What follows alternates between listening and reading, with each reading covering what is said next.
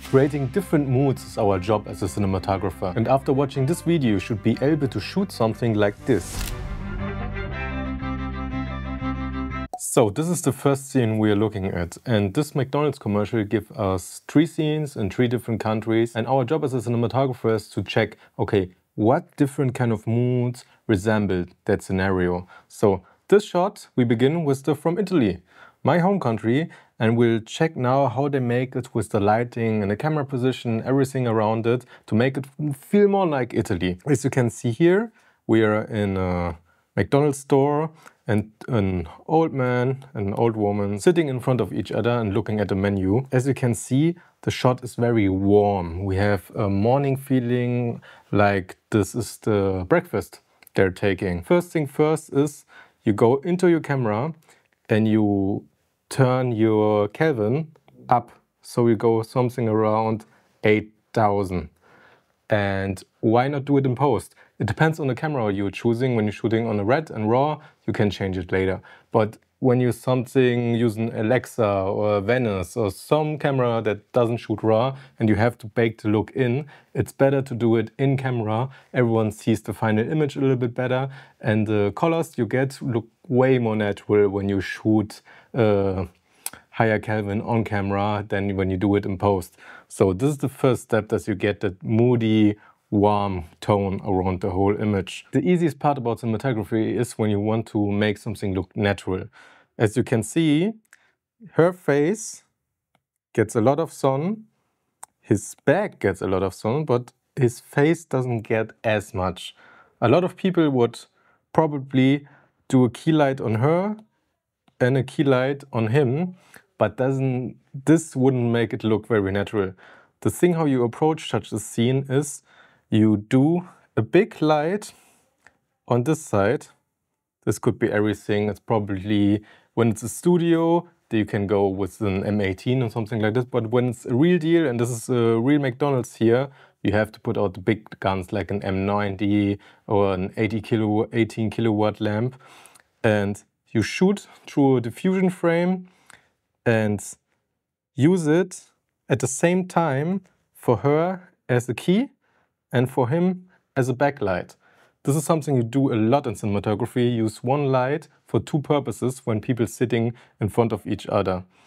And now is the question, where does he get the key from?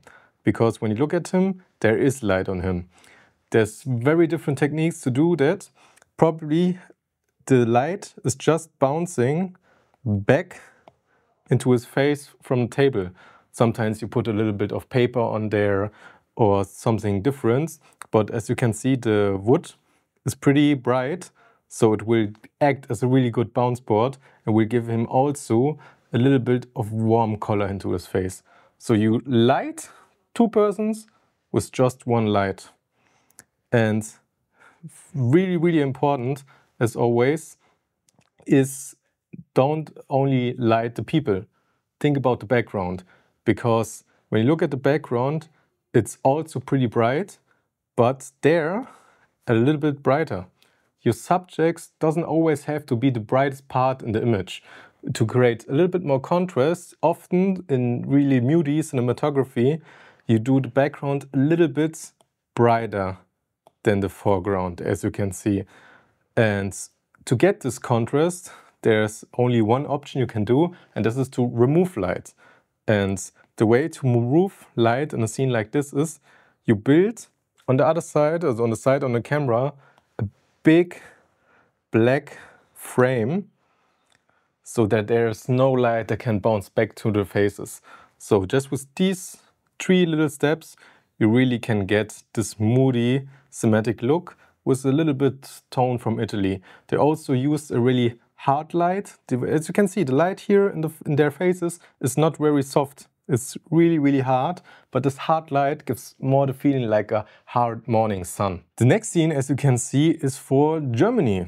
This is the country I'm currently living in, and as you can see, now we are in the middle of the day. So we have really neutral colors, and everything just looks normal. That's how Germany feels. Germany feels really normal, but a lot of different things happening right now. I don't know if this is a real McDonald's or a set, but when you do it on locations, the most difficult part is to not clip the windows. You want to put the exposure really down so that you can see what is out there. So what's the problem when you do it? When you put the exposure on the window, everything else turns basically dark. How can I compensate this? You need really, really, really big lights. This is the reason why you don't get the commercial look on most of the time, have this high-key commercial look on your indie projects, because you really need the power to push with big lights the exposure back in. When it's a studio, they're probably doing it from the top with a lot of sky panels to get more ambience in. Because when you expose for this kind of outdoor shots, you wouldn't see anything in this room. It doesn't matter which camera you use, Alexa, Red, Venice, Blackmagic, there is not enough dynamic range for a shot like this. But it's now in the imaginary world, this is a real location. Like I said before, you have to put the exposure down. You try to bring the exposure back into the room. You can do it with two ways, big lights shooting into the room. And one thing everyone did is just use your big lights and blast it into the ceiling. The ceiling is most of the time a big white area, so you get a really nice soft bounce from above and it looks natural. After you've done that, now you got the base exposure back to the room. Now, how to light this person? This is actually pretty easy. Always try to think what is natural. He's sitting on this place, so the light has to come from here, from the window. So what you do is you build an 8x8, 12x12 butterfly, something that feels the size of a window. Shoot your big lights against it. It's two ways. Sometimes you just shoot through it. The other method is a booklight.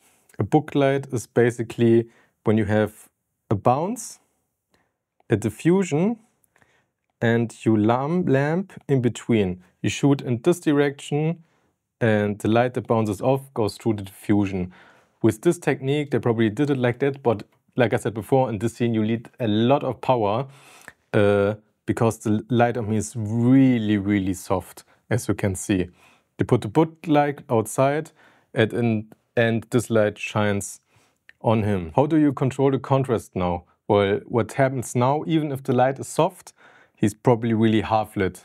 So what you can do is you do put the same setup or something similar in front, behind the camera, in front of the actor. So you don't cross with your light this side.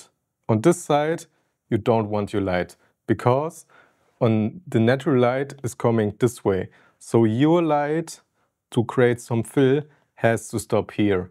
They don't need this really big setup. They can put a bounce board here and shoot some sky panel 120 or 360, something like that, into the bounce that it goes and just fills in this side a little bit. And to wrap this whole shot up, because you want probably a little bit of contrast, you put on this side some negative fill so that you get a little bit of definition on this side and it's not just boring and flat. And as you can see, we don't have a backlight on here. Backlights are, by the way, in my opinion, overrated. Sometimes people use it way too much. So for these kinds of shots, not everything in life has a backlight.